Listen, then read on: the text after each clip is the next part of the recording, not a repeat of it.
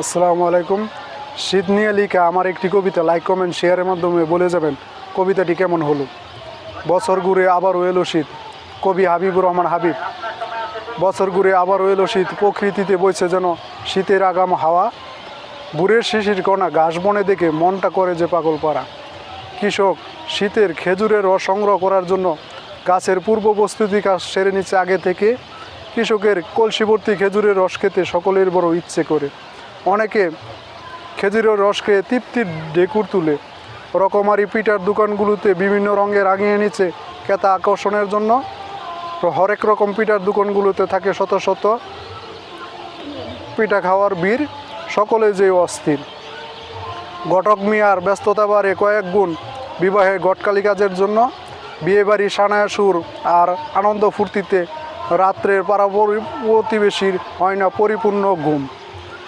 শীতের কাপড়ের দোকানগুলোতে থাকে শত শত ক্রেতাদের ভিড়। হাবিব বলে যার যতটুকু সামর্থ্য আছে তাই দিয়ে শীত নিবারণের চেষ্টায় সকলে যে থাকে ব্যস্ত। গ্রামে গ্রামে নবান্ন উপলক্ষে বাউল ও পাল্লা গানের আয়োজন করা হয়।